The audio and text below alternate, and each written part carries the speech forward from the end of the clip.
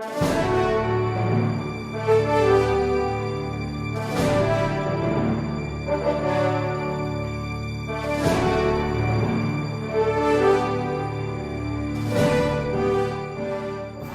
operate. Let's say we can register or grant this primary franchise, meaning we can incorporate so that a corporation, let's say a school, can have a juridical personality.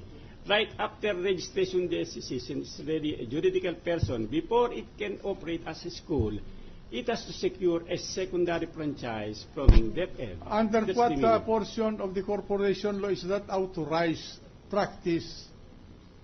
Isn't it that the incorporation gives the corporation the personality?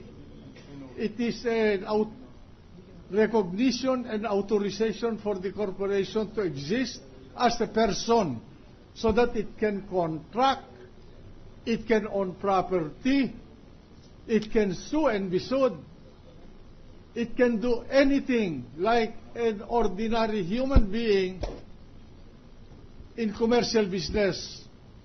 Isn't it? Yes, Your Honor, but with respect to the business, you need a secondary franchise. Let's say, for example, if you put up let's say you register an insurance company with the SEC, we can approve it. We can grant the certificate of registration, meaning it now has this franchise, but it cannot just engage insurance without securing anything or license or authority to operate from the Insurance Commission, just like a bank. It just you register with the SEC as a bank, you can already open. No, I think you have to secure authority from BSP. That's the difference between primary and secondary. But ordinarily, a corporation like the one we are discussing is an ordinary corporation. Once the articles of incorporation are approved and a certificate of registration is issued, it can operate its primary purpose, isn't it? Yes, Your Honor, because Then if it wants to operate any of its secondary purposes, then it must ask permission from the Securities and Exchange Commission, isn't it? yes, from the SEC, no, but I don't know with respect to other government agency, they might. I don't know. When we are talking of this corporation, we are not talking of of other corporations. This corporation involved in this proceeding. We do not issue secondary franchise for this kind of corporation. Does it have any secondary purpose? Yes, Your Honor. Has it asked for the use of any of its secondary purposes? No, we have no record on that. Oh, precisely. So, what are you talking about? Secondary franchise and primary franchise?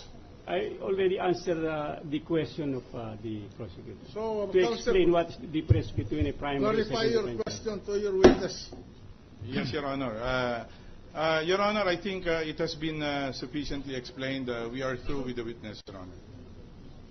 No recross, Your Honor, for the defense. Thank you, Attorney Kapan. Majority Floor Leader. Mr. President, Senator Lito Lapid wishes to be recognized. The gentleman from Pampanga is recognized. Oh, ba't tumatawa na naman kayo dyan? Thank you po, Mr. President. Sa prosecution. May ano lang po ako dito, may katanungan lang po ako. Mr. President, nakalagay po sa SALN ni Justice Corona na nag-cash advance siya ng 11 million.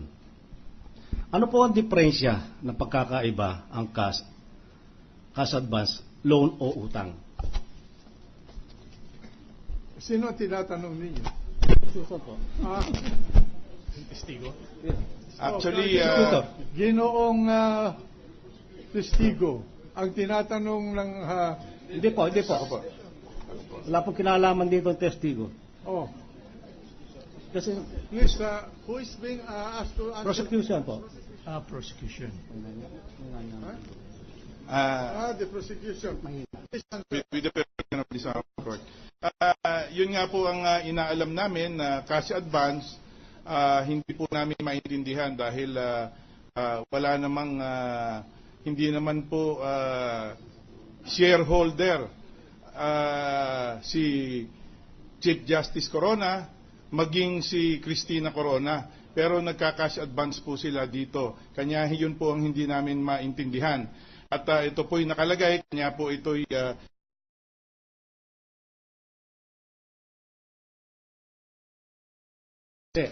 nangutang ba? kasi po sa korporasyon, dapat po ay merong board approval, merong pong prosesong dinadaanan po ito, dapat po ay may board resolution, pero wala pong lahat ito dahil po ang sabi nga po ng Securities and Exchange Commission, itong lisensya nito ay revoke na, hindi po nagko-comply ito pamula pa po noong 1991 hanggang sa kasalukuyan. So, ibig nyo pong sabihin, kanina tanong kayo ng tanong, ilang oras na tayo dito, yan lang gusto nyo palabasin, yung 11 million kung inutang o in advance, all in own. Marami pa po. Yung 11 million na nag-reflect ho yan sa SALN from 2003 hanggang 2009. Tapos po, yung doon po sa dorsal portion ng mga exhibits ng SALN na ito, ay lumalabas po doon na si Cristina Corona ay engaged sa real estate business, pero sa kanya pong wala naman po siyang wala naman pong record sa SEC, wala rin pong record sa BIR, wala pong record sa lahat.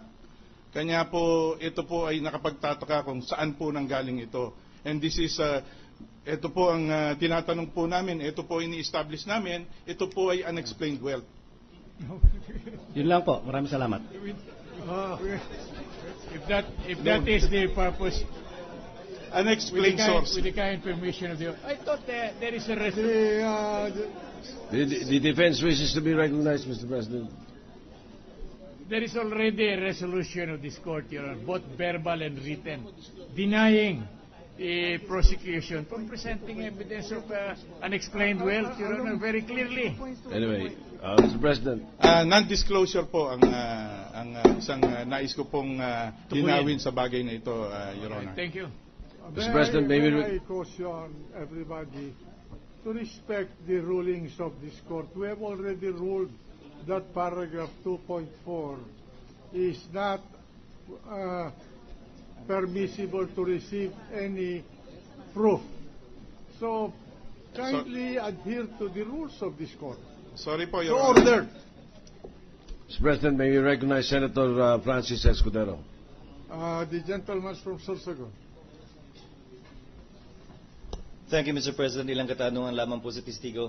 Ginong testigo, kung ako po at 4 o 5 kong kaibigan nagdesisyon na magnegosyo, bumili ng lupa o magpautang, kailangan ko ba magparehistro sa... Kung gusto niyo magkaroon ng juridical personality, Ibig sabihin po ng juridical personality, hindi po ba? Kapag ka dinemanda yung kumpanya, hindi pwedeng habulin hanggang sa lawal o brief ko.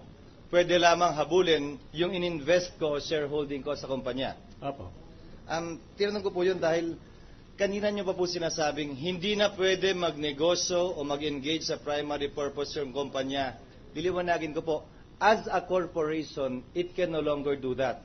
But as an association or co-ownership, it can do that. Of course. Hindi po ba meron ding mga SEC resolution noon pa ho to, hindi ko alam kung napalitan na ninyo nung kami nasa eskwelahan pa, na kapag ka ang isang korporasyon ay hindi na rehistrado sa SEC, ito ay nagiging isang asosasyon na lamang governed by the rules of co-ownership sa ilalim ng Civil Code. Opo, kasi maliban nila kung mag-register uli sila as an association. Pero kung hindi mag-register, ordinary association lang. Pero walang juridical personality. Ang pinupunto ko nga po, yung binabagid nyo kaninang bawal sila magnegosyo, bawal nila gawin yung primary purpose, bawal gawin yung secondary purpose in connection with being a corporation. But they can still do it as an association governed by the rules of co-ownership after your order of cancellation. But this time around, wala na ho yung proteksyon ng batas na hindi sila pwedeng indemanda in their individual capacity. Ngayon ho, pwede na silang habulin hanggang personal nilang ari-arian. Opo. Ngayon, kaugnay po nung secondary franchise na nabanggit po ninyo, yung secondary franchise, hindi po ba iniiso lamang yan sa mga specific na negosyo na nire-require ng batas na mabigat ang regulasyon at supervision ng SEC. Opo. Hindi po yan sa lahat ng korporasyon at mga negosyong ordinaryo naman. Nabanggit niyo po kanina, insurance. Siguro banking, kailangan din secondary franchise. Opo. Pero kung benta at sangla ng